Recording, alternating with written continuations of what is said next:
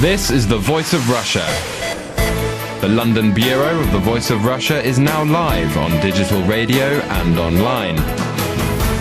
For news, comment and debate, tune in on weekdays between 3 and 7 p.m. You're listening to The Voice of Russia. I'm Tim Eckott, and today I'm in conversation with the journalist and author Peter Hitchens. Peter Hitchens is known for his polemical views, and his latest book is entitled The War We Never Fought: The British Establishment's Surrender to Drugs. In it, he argues that a progressively libertine mindset has created a society in which drug-taking is condoned, along with a host of other social ills that basically stem from a lack of discipline. I asked Peter Hitchens why he felt he needed to write this book. Well, I partly feel it because I'm told constantly by reputable and clever people that there is such a war and that it's failing. And this, as you examine society around you, is so obviously untrue that I felt an urgent need to point out that it wasn't true, so that the debate which we have about drugs could at least be conducted on an intelligent level. There simply has not been any serious attempt, particularly to interdict demand for drugs, since the early 1970s. That means we've been undergoing in this country an experiment for 40 years, at least as radical as the one that's been going on in Amsterdam, but it's not been acknowledged. Here we have in this country more or less decriminalized several drugs, particularly cannabis. And we see, in my view, very baleful effects from that. And you might be able to draw the conclusion from that perhaps decriminalization was a mistake. But if you continue to pretend that there is some kind of vicious, draconian, prohibitionary war against drug takers and drugs, then obviously you'll never be able to make sense of it. But who is pretending that there is this draconian war against drugs? Because isn't the point of your book that the middle classes and, in fact, government have given up trying to even pretend that drugs are as serious a matter as you clearly believe they are? Well, no, they haven't given up trying to pretend. They've given up trying to act on that view. A great deal of national debate in our country about drugs is premised on the idea that there is such a war, and it is factually demonstrable that there isn't one. So why are people saying this, and what can we do about it? One of your theses in your book is that there's been this fatal distinction made between soft and hard drugs, and that cannabis in particular, which seems to occupy a large part of the book, should never have been classified as a soft drug. Why do you believe that so fervently? Well, first of all, because of experiences that friends of mine have undergone involving their children, which suggests to me that there is such a strong correlation between the use of cannabis, particularly by the young, and irreversible mental illness, that you can't conceivably say that this is not a serious drug. Secondly, because I know it was the intention of the original campaigners for cannabis decriminalization back in the 1960s to separate cannabis from the other bogeyman drugs, such as heroin and cocaine and LSD. And the strange classification of drugs, which was included in the Misuse of Drugs Act 1971, was the fruit of that.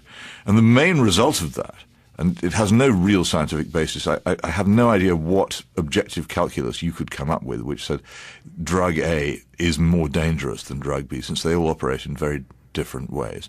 The whole effect of that has been to give cannabis a special status as Class B or Class C drug rather than Class A, and as a soft drug. The very word soft is the key to the whole brilliant propaganda campaign that's been waged on behalf of this extremely dangerous drug.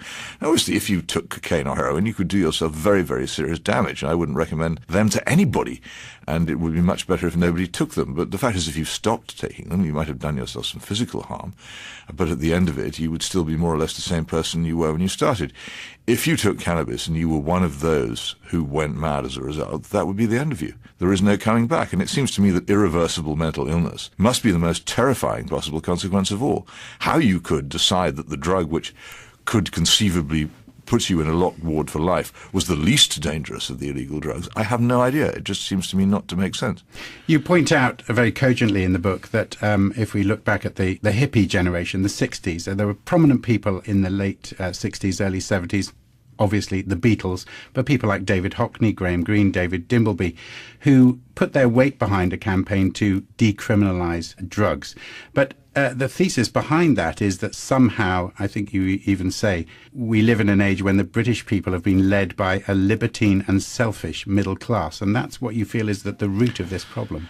Oh, very much so. The taking of drugs marches in step very much with the rest of the permissive society revolution, which is fundamentally a liberation of the self. The 20th century was the century of the self, and the 21st century promises to be more of the same, in which all the old restraints on personal behavior were removed. You could do what you liked. The one and only commandment of the new godless religion is do what thou wilt.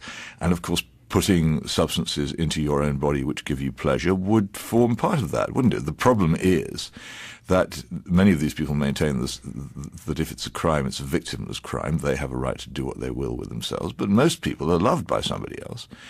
And what they do to themselves, if it causes lasting damage and makes them a burden and turns them into a disaster, has huge effects on other people. For you, this is a moral question, that the lack of self-restraint brings harm to others. Oh, very much so. For me, it's a moral question, but then it's difficult for me because I embrace a moral system which most people have abandoned. So I have to come up with... Which is what? Which is Christianity. But I have to come up with utilitarian arguments to back up what I say. It's actually almost invariably the case that Christian arguments can easily be backed up by utilitarian arguments, because if you abandon Christianity, you generally find you've exposed yourself to grave dangers against which it does, as it happens, protect you. But I have to pursue this argument on two fronts. To those who are interested in morals, I'll say that it seems to me to be perfectly obvious that stupefying yourself is wrong. It's a throwing away of the gifts that have been given to you. But if that doesn't do anything for you, then I will say, all right, well, what about if you take this, it'll make you go mad? Both of them seem to me to be quite powerful arguments. But most of the people, prominent people who publicly admitted, at least at some stage, dabbling in what they call soft drugs, would say it hasn't generally done me any lasting harm. Why do you feel the need to tell them that they should never have done it in the first place? Well, first of all, it may be true that it hasn't done them any lasting harm, though how do we know? How do we know how much cleverer and more successful they might have been if they hadn't taken it? And how do we know about the details of their private lives? And indeed, their lives are not at an end yet. I do wonder sometimes whether this terrible epidemic of dementia and Alzheimer's, which besets the ends of all our lives in the modern world, may have something to do with our increased willingness to take drugs during our healthy lives. And there are all kinds of other consequences, I think. So let's not be too sure about how it hasn't done them any harm. But if it hasn't done them any harm, then that's their good fortune, because it could have done them grave harm. And if it remains legal and if effectively decriminalized, and if its use becomes more common, then other people will come to harm as a result of it. Now, is it an unselfish or indeed responsible act to campaign for the decriminalization of a drug for your own convenience, knowing perfectly well that as a result of that decriminalization, somebody somewhere else will suffer? This is the old conundrum in The Third Man, where Orson Welles says to Holly Martin, if you could, by pressing a button on a machine, kill a man in China thousands of miles away whom you never knew and be paid $100 for it, would you do it? Many people would, but if you really know and understand that your pleasure is costing the life or happiness of somebody else, can you really morally do it? Can you look yourself in the mirror and say, my pleasure is actually worth the destruction which it might well visit on somebody else's life and family? I mean, that's a deep moral and philosophical question. If you don't mind me saying so, Peter, you are of the Beatles generation yourself. Did you ever feel the need or the desire to experiment with drugs in your own youth? Well, I wouldn't have dignified it with the word experiment. I did attempt to take drugs. Fortunately, as a non-smoker, it had so little effect on me that I thought that let's not bother this again. But I look upon it as someone who walked in the middle of the night along a narrow precipice because I was stupid, irresponsible, and selfish.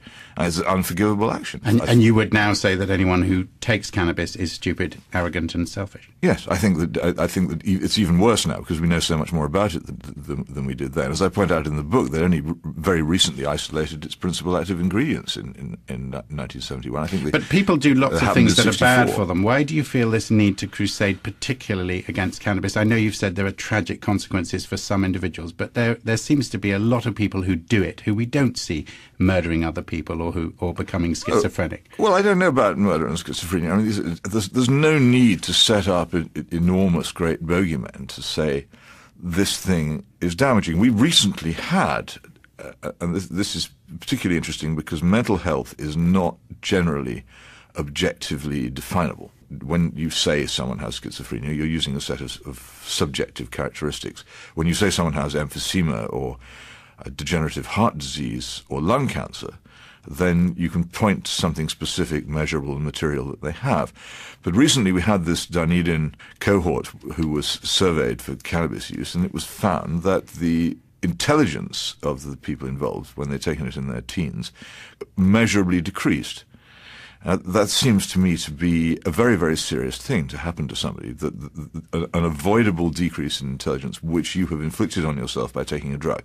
Now, any drug which is on commercial sale, which was shown to decrease intelligence, would immediately be taken off the market amid howls of execration from everybody. How dare these exploitative big pharmaceutical companies risk the intelligence of so many people with this irresponsible drug. But cannabis, for some reason, has such a fantastic public relations campaign behind it all the time that it can do this thing and people still say it's cool. One of the things you say relatively late on in the book is that cannabis smoking has become so common in the political and media classes that the most influential people in this country are prejudiced, corrupted, and embarrassed by it.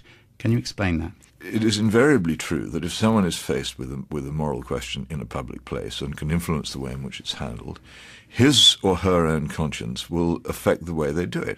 So if you're sitting in a radio or television studio and you're planning a program about cannabis and you yourself are a cannabis user, or you allow your children to use cannabis, you are going to be defensive for two reasons. One, because you think that what you're doing is all right.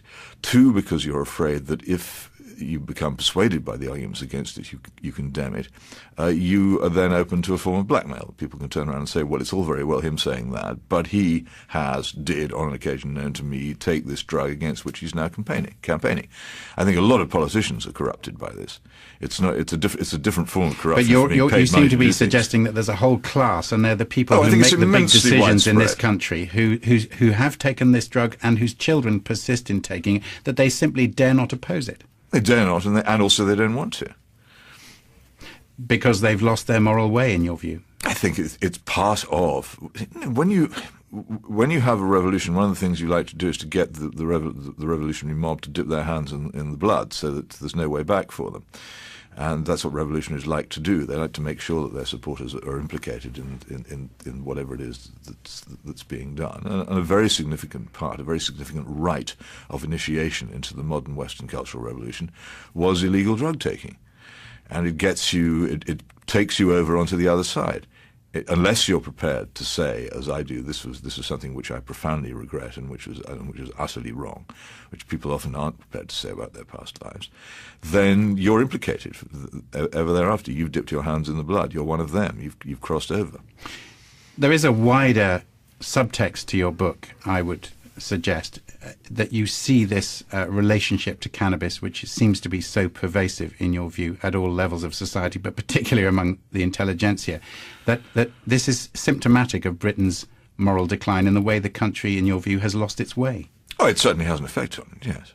But this country, the civilization in which we live, was formed by Protestant Christianity, and much of the supposed philosophy and thinking of all kinds, cultural, artistic, musical, literary, of the past century has been a revolt against Protestant Christianity as Protestant Christianity has weakened and died in this country. It doesn't really have a positive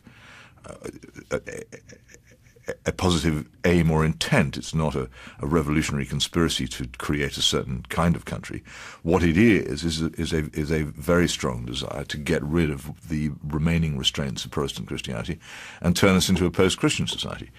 And I think you can see that in common in so much of it, particularly in the writings of people like Anthony Crosland and to some extent of Roy Jenkins, who were the progenitors of the political side of this revolution in the 1950s and 1960s. You lay a lot of the blame for this post-Christian society at Labour or the left's door, but you also excoriate the Conservative Party in its modern form as being part of that whole conspiracy. Well, there's no conspiracy, as I say. I don't believe there's a conspiracy. What the Conservative Party has done is the Conservative Party is fundamentally a machine for winning office for the sons of gentlemen. It has no dogma. It has no. It calls itself a Conservative Party. It's not particularly conservative. It's not the Labour Party. That's its only actually conservative element. Has it lost its way, or did it never have a way? And because it never had a way, and because it never understood. I'm a former revolutionary Marxist, so I understand what Marxists want, what they do, what they say in private, what they really hate, what they really like, in a way that most conservatives don't have a clue about. It's all very well not having a dogma. I'm in favour of that. Dogmas often turn people into murderers, but it is essential, if you're dealing with someone who does have a dogma, to understand it and to see the significance of the actions which they pursue and the desires which they have. Conservatism accepts and absorbs and in the end, as a result, endorses a lot of the things which the left has campaigned for, and as a result, it becomes an instrument of the left, unwittingly and passively rather than actively. Didn't Margaret Thatcher have a dogma? If she did, it was that of classical liberalism. She was economically and socially liberal. There's no evidence that I can see from her time in office of any serious action for cultural or moral or social conservatism. This is The Voice of Russia. I'm Tim Eckhart, and I'm in conversation with the author, Peter Hitchens. You've jokingly accepted, I gather, the label of Puritan. You sometimes call yourself... jokingly. You're happy to be called a new Puritan. I don't mind that at all. I suspect that some of my ancestors were Ironsides. I very much hope that they were. And I've always thought that the Ironsides had a point. I do see a lot of admirable qualities in the Puritans, and I think there's a very interesting thing about the free societies on the planet. If you look at them, they are almost all based upon a pretty stern version of Protestant Christianity. But isn't being a new Puritan, if we can coin that term, isn't that dogmatic in itself? I don't think so, no. Not in political terms. I mean, it bases itself on some religious dogmas, but as far as I'm concerned, the whole religious concept of sin, grace and forgiveness are for the individual. They're not for me to try and impose them on somebody else. All I would do in intervening in politics is to try and stop the state interfering between people in their consciences, which I believe it does at the moment, by making it much more difficult for people to act freely according to their consciences. I think that has been the effect of the state's intervention in British life over much of the past century, is to make a conscience-ruled life much more difficult. But without a strong cultural and educational tradition, and that's one of the things you seem to be saying in this book and in other fora, is missing from modern British life, don't you need someone at the top of society to say, this is right, this is wrong? Well, you can certainly do that, and in a free society you have laws which are agreed upon and accepted and enforced, and which apply to the powerful as well to the weak, and that's quite different from saying. What are you saying when you say there should be an enforced law against cannabis possession? Are you saying the police should be smashing down every front door, searching the house for cannabis? No, you're not. All criminal justice is essentially street theatre. What you're saying is that it should be made clear that if somebody is caught in possession of cannabis, then they will be exposed to the punishment of the criminal law. Myself, I would say, first offence of a juvenile, a warning, but a genuine warning, not the kind of warning that's given now, which leads to another warning and another warning and another warning, but a genuine warning. You do this again, you'll be severely punished. And the second offence should therefore be the one where someone actually comes up against severe punishment in quite a shocking fashion. The main purpose of what I seek is actually to fight against the horrible peer pressure which the young experience, particularly in schools, to start taking drugs. You blame teachers and parents for lacking the moral fibre, if I can use that old-fashioned phrase, to actually show children that drug taking is simply not a good option. Well, if there is a teacher and if there is a parent who has that moral fibre, he or she is left standing on her own, because the whole background noise from the state and websites such as Talk to Frank, which seems to suggest that there are safe ways of taking drugs, and from the media, which constantly suggest that there is this terrible war against drugs, which is iniquitous, and the behaviour of many, many prominent people in public life who pretty much openly let it be known that they take drugs and that they're keen on it, and who, in the case of rock music, advertise drugs in their lyrics. Against that, what's one parent and one teacher? What you need is for the state and for what you might call the establishment to be on the same side as the parent. If you are a parent to whom this disaster has happened, you feel completely abandoned. But come on, most schools will still expel pupils caught taking drugs. Will they? In my I'd experience. love to know what the basis of that information is. Well, I have children at secondary school. To my knowledge, they've never taken drugs. They're not encouraged to take drugs. They don't have parents who take drugs. I have many friends whose children, I think, are given the same moral guidance. And in their schools, both state and private, taking drugs is regarded as an expelling offence. Well, I'm lucky you, as all I can say. I don't think that in large parts of the country that is the case, and I know that I won't name the town because it's probably a bad idea to do so. I was speaking on this subject in a Sussex town a few months ago, and a woman stood up back and said, "Well, what am I to do?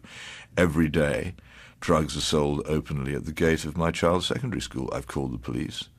They went round once, did nothing, and haven't come back. They're not interested."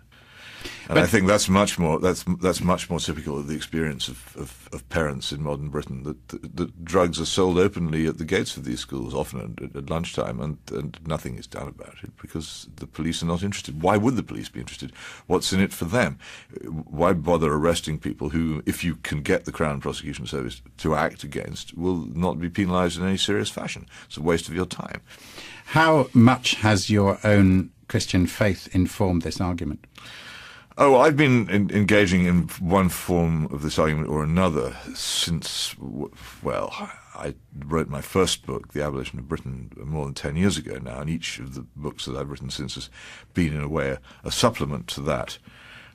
And as the more I've written about it, the more it seemed to me that the decline and decay of Christianity in this country is fundamental to an understanding and explanation of what's going on. For a long time, I sought some sort of text which might have been the original manifesto of the people who've done so much to wreck the country, as if they might have had a positive plan.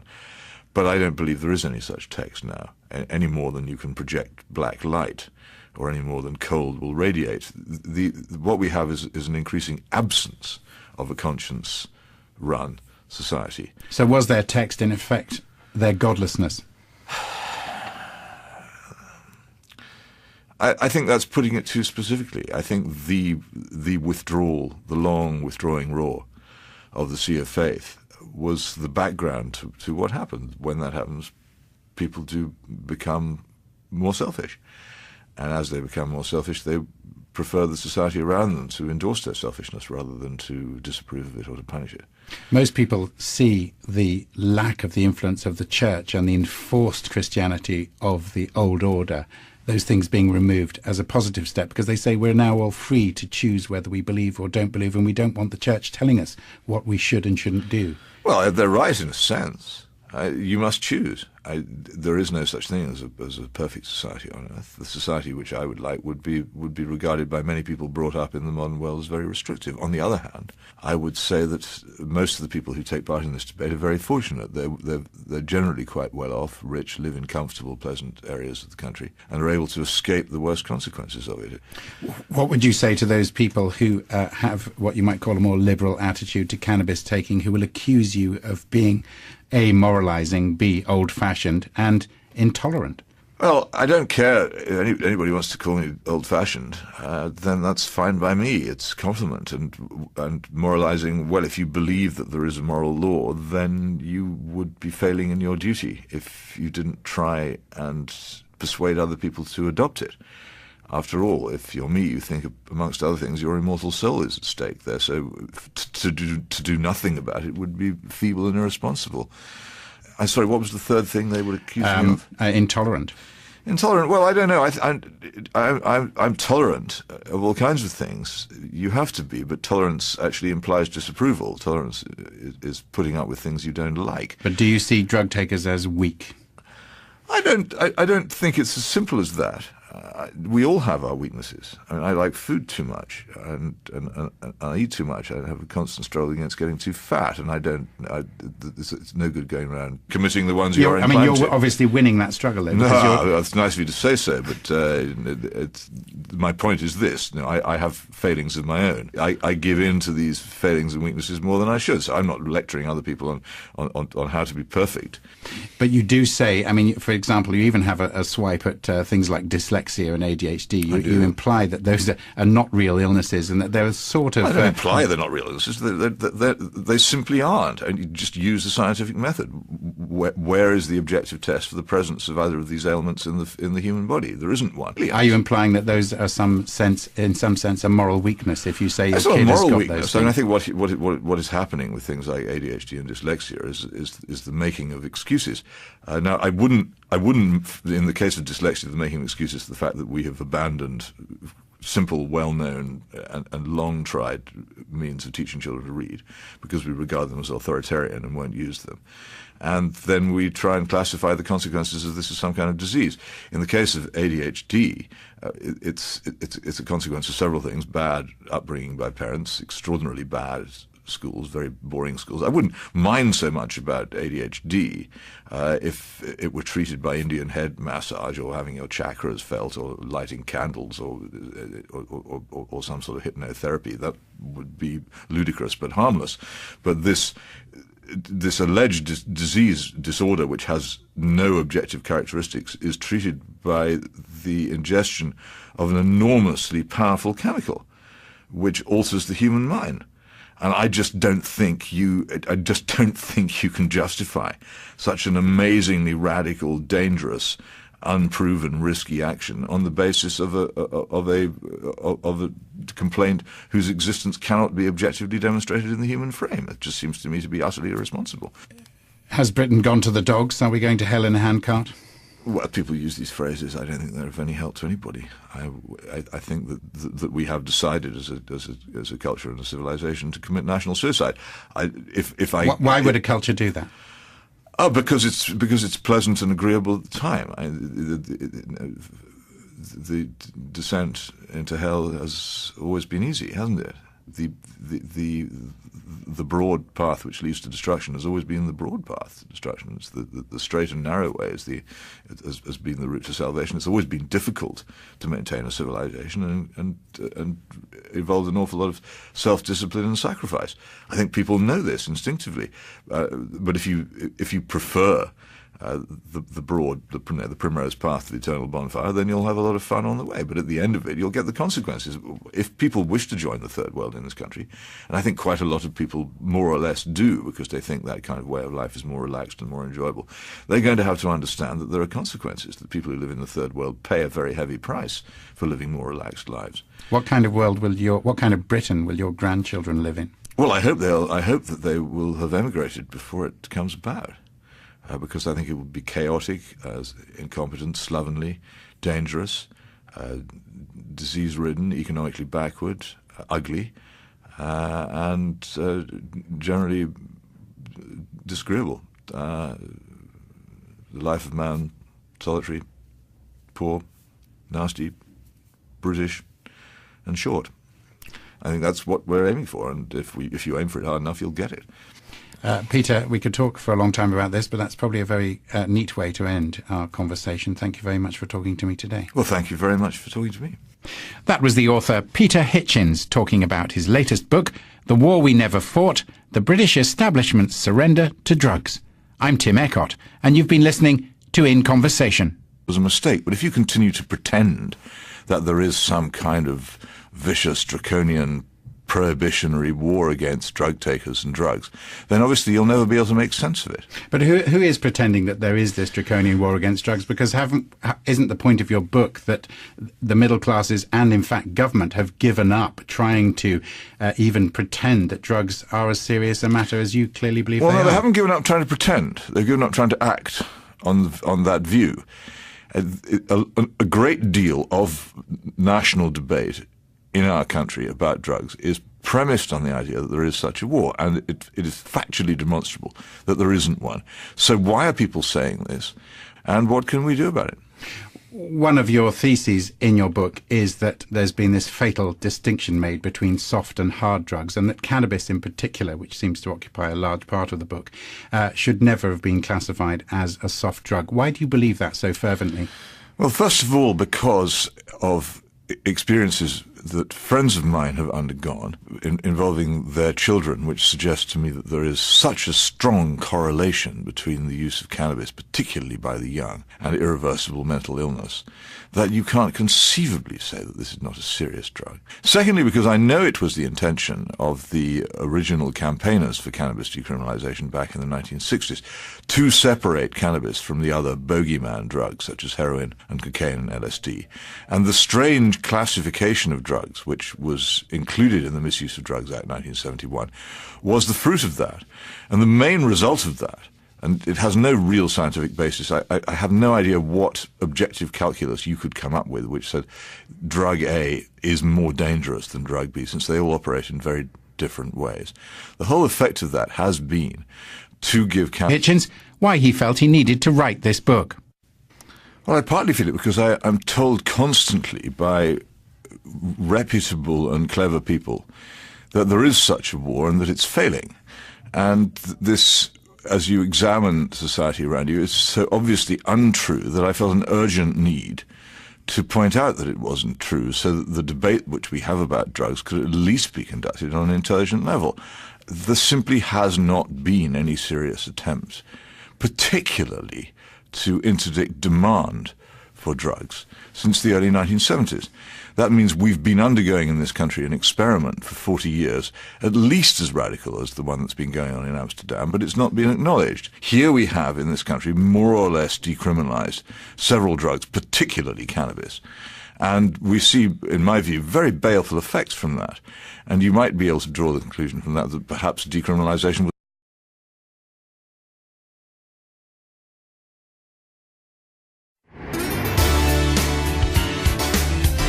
This is the Voice of Russia. The London Bureau of the Voice of Russia is now live on digital radio and online. For news, comment and debate, tune in on weekdays between 3 and 7 p.m. You're listening to The Voice of Russia. I'm Tim Eckott, and today I'm in conversation with the journalist and author Peter Hitchens. Peter Hitchens is known for his polemical views, and his latest book is entitled The War We Never Fought, The British Establishment's Surrender to Drugs. In it, he argues that a progressively libertine mindset has created a society in which drug-taking is condoned, along with a host of other social ills that basically stem from a lack of discipline. I asked Peter cannabis a special status as Class B or Class C drug rather than Class A, and as a soft drug. The very word soft is the key to the whole brilliant propaganda campaign that's been waged on behalf of this extremely dangerous drug.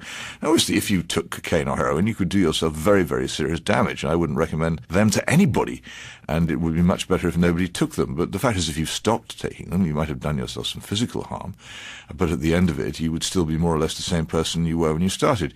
If you took cannabis and you were one of those who went mad as a result, that would be the end of you. There is no coming back. And it seems to me that irreversible mental illness must be the most terrifying possible consequence of all.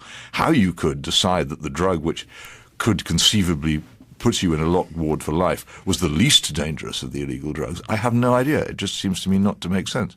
You point out very cogently in the book that if we look back at the hippie generation,